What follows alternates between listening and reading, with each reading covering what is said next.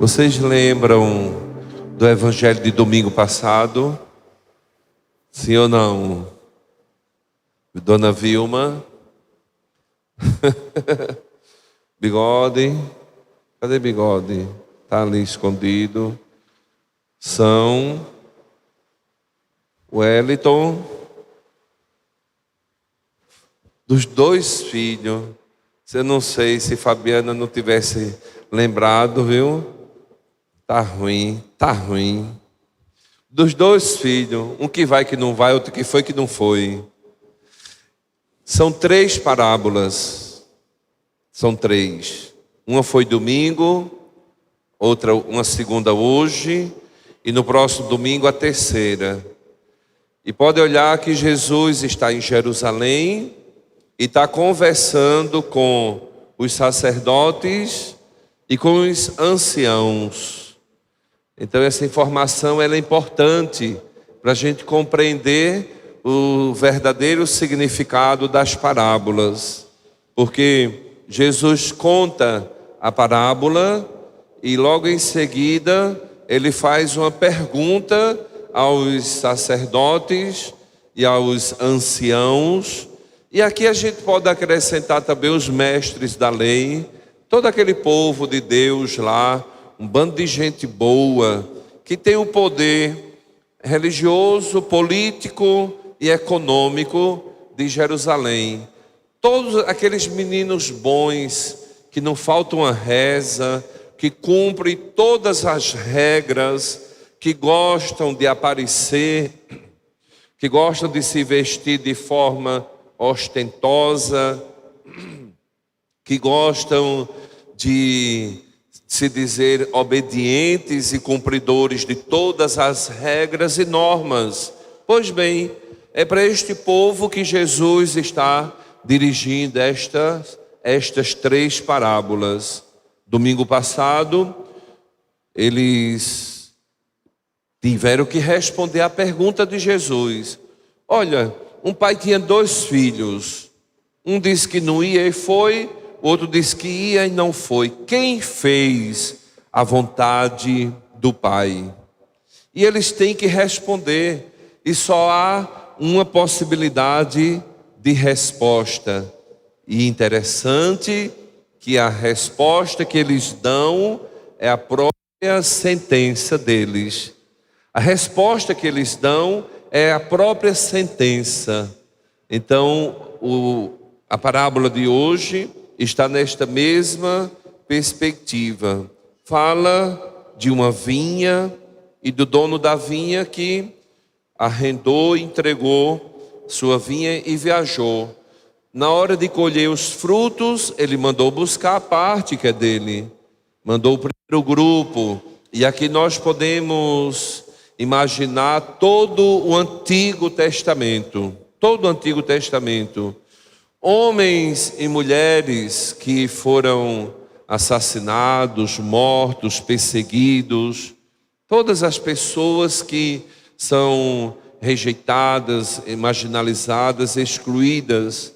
Aqui elas representam, porque o dono da vinha entregue confia aos vinhateiros e eles, em vez de oferecer os frutos que é de direito, eles então fazem uma escolha errada. Eles preferiram matar, expulsar e apedrejar. Então o dono da vinha pensa, eu vou mandar um grupo maior. E eles fizeram a mesma coisa. Então agora o dono da vinha pensou, vou mandar meu filho, com certeza eles vão respeitar o meu filho, já que é o dono da vinha. Pelo contrário, eles então olharam, este é o herdeiro, então vamos matá-lo e tomar posse da herança. Expulsaram para fora, botaram para fora, dizendo que aqueles que morrem, eles estão exatamente fora desse modelo, deste sistema, porque se tivesse dentro não morreria. Então eles tomaram e levaram para fora e mataram. Exatamente Jesus, com o seu projeto salvífico, com a boa nova, ele está fora. Ele não tem como compactuar com o modelo dos sacerdotes e anciãos e mestres da lei do seu tempo, porque é um modelo que exclui, que mata, que marginaliza. Então mataram o filho do dono da vinha. E quem é o filho? O próprio Jesus Cristo. O próprio Jesus Cristo. E agora vem a pergunta. E quando Jesus pergunta e eles respondem, então eles estão decretando ali sua sentença. O que é que ele vai fazer então com estes servos infiéis?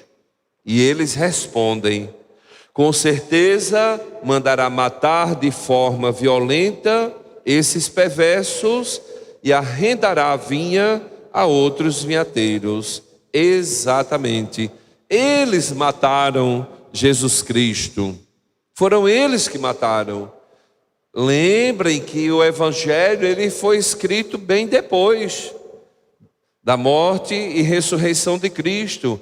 Quando o Evangelho foi escrito, já é à luz da morte e ressurreição, à luz da Páscoa do Cristo. Então aqui, quando o Evangelho conta esta parábola, já aconteceu e de fato os sacerdotes, mestres da lei e os anciãos, eles mataram Jesus Cristo. Eles não acolheram o filho do dono, não acolheram Jesus Cristo. Rejeitaram a pedra que se tornou a pedra angular. Aquilo que eles rejeitaram se tornou a pedra principal da edificação do reino de Deus.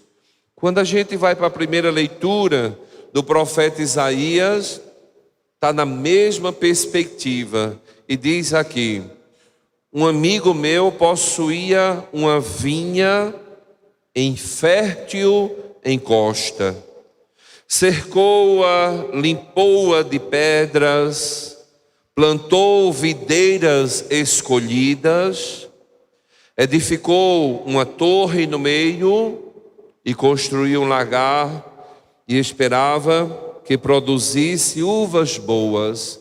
Vejam, presta atenção no que está dizendo a leitura. Aqui, as pessoas que aqui representam as pessoas, o povo de Deus, que somos nós hoje, nós temos todas as condições necessárias para fazer o bem. Todas as condições necessárias para fazer o bem. E o que é que a gente muitas vezes ou quase sempre escolhe? Exatamente o contrário. Por isso que tanto a primeira leitura como o Evangelho chama a nossa atenção. E logo em seguida, a leitura exatamente vai dizer quem é esta vinha, quem são, e vai exatamente dizer que é o povo de Deus. O que poderia eu ter feito mais por minha vinha que eu não fiz? Jesus pode perguntar no Evangelho: o que mais poderia ter feito que eu não fiz? Tem até uma música bonita do diácono Nelsinho: o que mais poderia eu ter feito que eu não fiz? Teria algo a mais que Jesus poderia ter feito? Ele se entregou totalmente, morreu na cruz. Teria algo a mais que ele poderia ter feito? Se tivesse, ele faria. Ele não fez porque não tinha, ele já fez a plenitude. Foi perfeito, a sua entrega é plena. Não teve reservas. O que mais eu poderia ter feito para que vocês produzissem bons frutos? Já os resgatei do pecado. Já os tirei do lugar de homem velho, mulher velha. Já os tirei da morte. O que mais eu poderia ter feito por vocês? Já entreguei meu filho único que morreu, ressuscitou. deixei a igreja, os sacramentos, a palavra está aí, o que é que eu posso mais fazer por vocês? Vocês têm todas as condições para que produzam bons frutos, mas o que vocês escolheram, produzir uvas selvagens. Ou seja, é o pecado na nossa vida, é o pecado. Somos nós quando rejeitamos também a pedra angular. Somos nós também quando rejeitamos Jesus Cristo. E quando é que a gente rejeita? Quando a gente escolhe o pecado. Quando a gente escolhe o homem velho, a mulher velha. Quando no nosso cotidiano, de muitas formas, a gente diz não às coisas de Deus. Nós estamos também na segunda leitura, acompanhando a carta de São Paulo aos Filipenses. Já são 3 domingos. E lembram o primeiro domingo da carta aos Filipenses, a introdução, que São Paulo está preso. E a comunidade está pensando que São Paulo deve morrer para glorificar o nome de Deus. Porque a morte, nesse contexto, também hoje, os mártires, eles exatamente glorificam o nome de Deus com sangue. E São Paulo, ele vai exatamente dizer: olha, eu não tenho nenhum problema não. Viver para mim é Cristo, morrer é ganho. Eu me sinto atraído, eu me sinto inclinado para os dois lados. E para mim, infinitamente melhor seria morrer. Viver para mim é Cristo, morrer para mim é ganho. Quando foi domingo passado, São Paulo, continuando a carta, disse: olha, converte o teu coração, cuida das tuas coisas e cuida também do próximo, pela obediência. Olha para Jesus Cristo, que embora sendo de divina condição, não se apegou a esta condição, se esvaziou de si mesmo, assumiu a condição de homem e pela obediência se fez homem e foi até a morte, morte de cruz, pela obediência. Então que todo joelho se dobre diante do Senhor e que toda língua professem, glorifiquem o nome de Deus. E continua a carta de São Paulo aos Filipenses hoje, na segunda leitura, dizendo: quanto ao mais, irmãos, ocupai-vos com tudo o que é verdadeiro. Ocupai-vos com as coisas boas, verdadeiras, respeitável, justa, pura, amável, honrosa, tudo que é virtude ou de qualquer modo mereça louvor. Praticai o que aprendestes e recebestes de mim, ou que de mim vistes ou ouvistes. Assim, o Deus da paz estará convosco. Então, meus queridos e amados irmãos e irmãs, a palavra, a liturgia da palavra deste final de semana, mais uma vez é um grande convite para que nós possamos refletir sobre a nossa vida, o lugar que nós estamos espiritualmente, para que nós não sejamos sepulcros caiados, para que nós não sejamos como os sacerdotes, mestres da lei e anciãos, que eram sepulcros caiados, bonitinho por fora, que participa de missa todo sábado à noite, peribe, reza terço, novena, às vezes até está em grupo pastoral, movimento, está ali, mas por dentro são sepulcros caiados. E o que reina é a desobediência, as iniquidades, o pecado, a injustiça. Então, onde é que nós estamos?